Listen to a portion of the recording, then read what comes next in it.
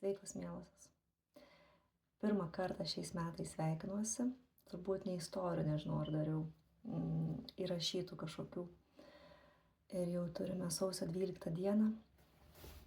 Ir šiandien kviečiu pasikalbėti tokią temą, apie kurią skelbiau, kad ją kalbėsiu ir kažkaip nukėliau. Tai apie trigerius.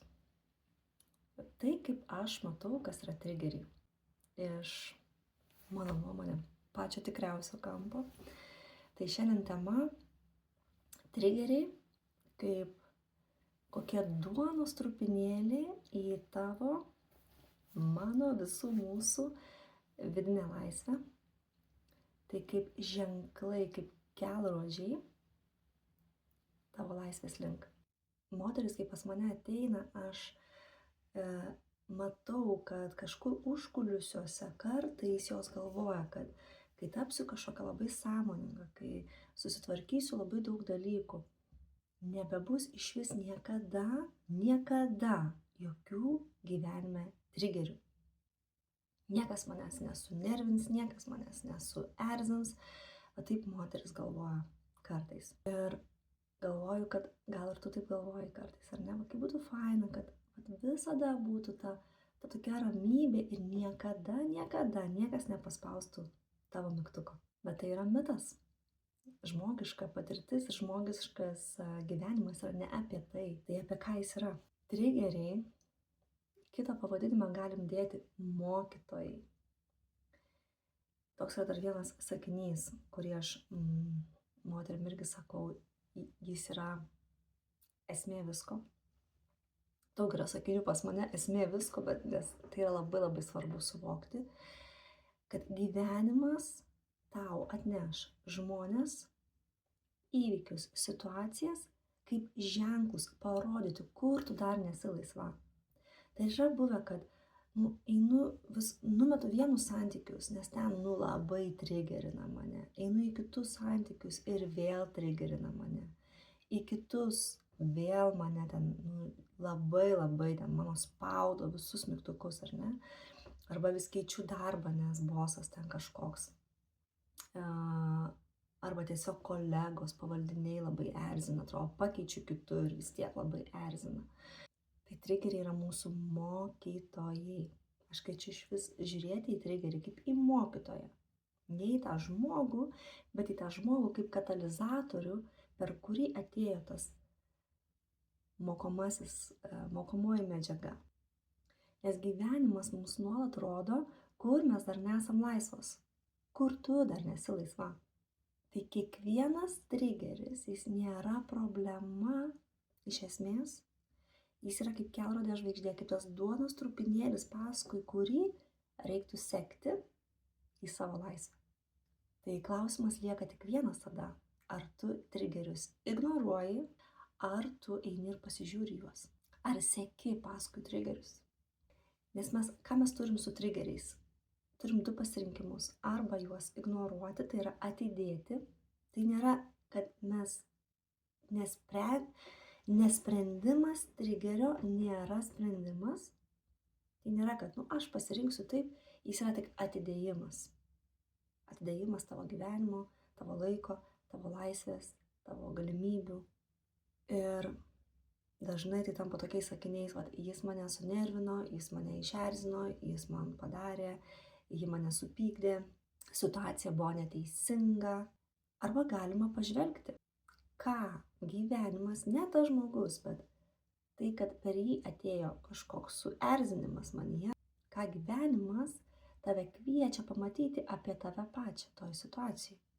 Nes kaip aš mėgstu sakyti, ne žmogus tau kažką padarė, o žmogus atėjo ir pasibeldė į duris tavo namų, ar ne, tokia perkeltinė prasme, ir tu jas atidarėjai.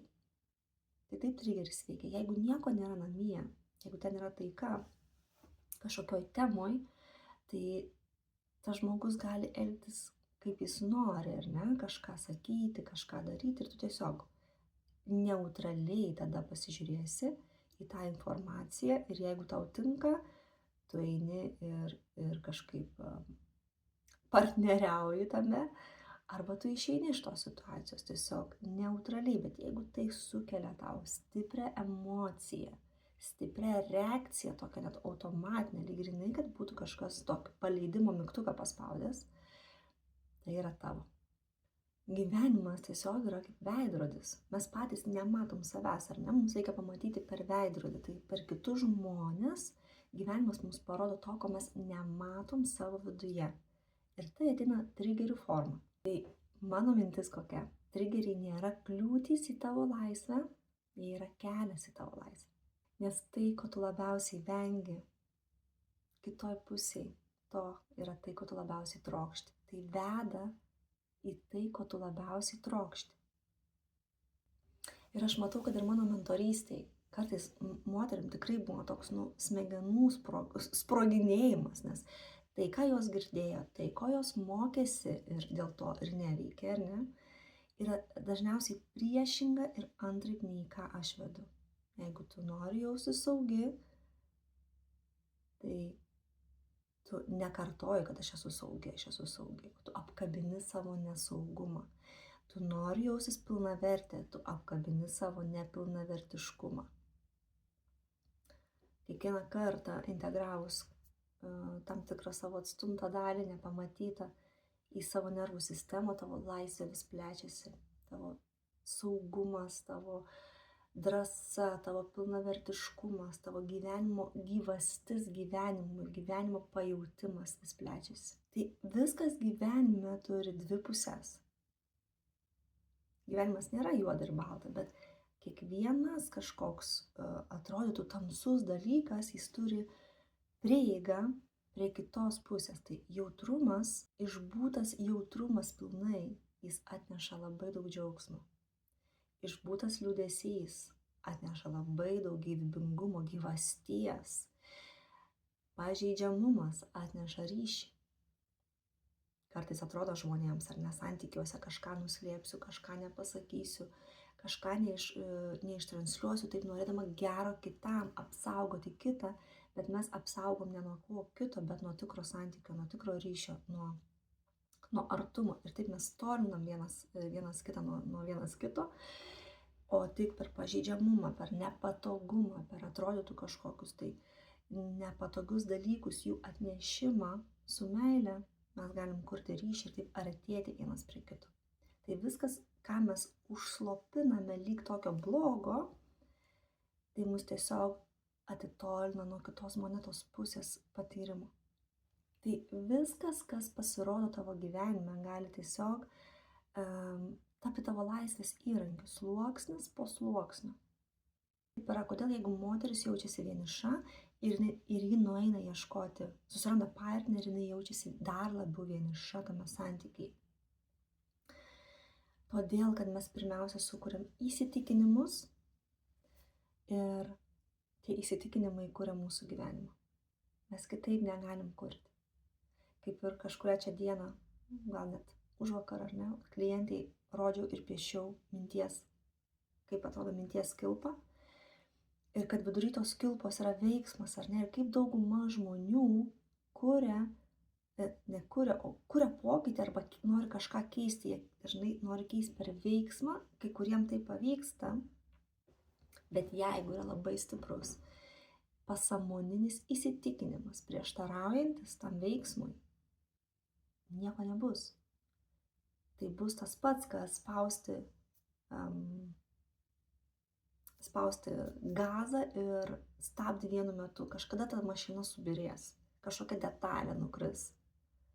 Tai kame vidinis darbas ateina labai nuostabiai, nes tai yra proaktyvus ėjimas į augimą, į tobulėjimą, kuris yra neišvengiamas, kaip ir visoj gamtoj.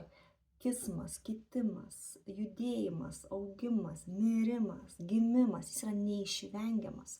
Taip pat ir žmogaus gyvenime. Tai arba tu proaktyviai pasirinksi tai ir eisi paskui tai, kas trigerina, pasižiūrėsi, kokie dalykai pas tave viduje yra atstumti, neapkabinti, kur gali prasiplėsti, kiek dar daugiau gali gyvasties, gyvenimo pajusti, kur yra nuoskaudos neapkabintos.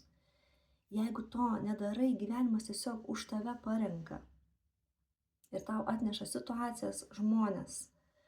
Ir vėl, tam, kad tu vis tiek išsivyniotum iš kažkokių savęs ribojimų, nes ką žmogus dažniausiai labai gerai sugeba, tai tapti geriausią versiją, savo limitų geriausią versiją. Va tokioj krebutėj, va tokiam mažyčiam narvelyje, ten pasideda pagalvėlės auksinės, ar ne, žmogus sugeba labai gražiai tą narvelį savo pasipuošti, bet tai yra narvelis. O gyvenimas yra daug plačiau negu narvelis. Tai tas patyrimas, jis galimas yra daug platesnis, negu tu jį turi. Tai ką aš kviečiu, nebėgti, nevengti trigerių, kurie ateina į tavo gyvenimą. Kažkas tave labai suerzina. Va tokia tiesiog, atrodo, buvo džiaugsminga diena ir kažkas įvyko ir tiesiog atrodo, viskas apsivertė ir įkrenti į tokią emociją ir negali nustoti galvoti arba apie tą žmogų, apie save, kaip pasielgiai, arba apie kažkokią situaciją. Ką tai reiškia? Tai reiškia, kad tu nebematai nei ateities, nei krypties, tiesiog praeitis visada stoja tau vaizdą. Ir tai yra kelias, kuriuo turi eiti, nevengti trigerio, o trigerį pakviesti ir pasižiūrėti. Iš esmės, iš giliai, su pilna atsakomybė. Trigeriai nėra problema, tai yra tavo laisvės kodai. Jeigu jauti, kad kartojasi tie patys santykių modeliai, kartojasi kažkokios panašios situacijos karjeroje. Sėkmė ateina, bet viduje nėra pilnatvės ir ramybės. Jautiesi, kad esi stipri, bet jauti, kad nebenori kai kur būti stipri, nes per daug įtampos tavo gyvenime, kuri tau jau nebepatinka. Tai reiškia, kad yra kvietimas, gyvenimas tave kviečia į gilesnį, platesnį tavo gyvenimo patyrimą, gilesnės laisvės patyrimą. Nes tu gali galvoti, kad taip, gyvenu laisvoju šaly, galiu keliauti, neskaičiuoju kažko, ar ne, kiek galiu kažkam išleisti ir dėl to esu laisva. Bet ar tikrai? Tikroji laisvė prieinama tik tada, kai išlaisvini savo protą, savo emocinę gebą jausti, savo matymą savęs daugiau nei kaip matai dabar. Tai gali ateiti mentorystę pas mane, jeigu kviečia, jeigu atliepia. Tai tiesiog keičia gyvenimus, keičia patyrimą, keičia pamatus, ant kurių toliau statai visą tai, ką nori pastatyti. Jeigu domina 4 savaičių arba 12 savaičių mentorystė, prašau parašyk man ir galim susitarti dėl nemokamo trumpo pokalbio, kuriame pasižiūrim, kame esi, kur nori patekti, kokie trigeriai, kokie trukdžiai tau trukdo į ten nueiti tavo manymu, bet iš tikrųjų, kas tave kviečia į ten nueiti. Ir kokios yra galimybės dirbti kartu. O kol kas, gražios dienos, iki.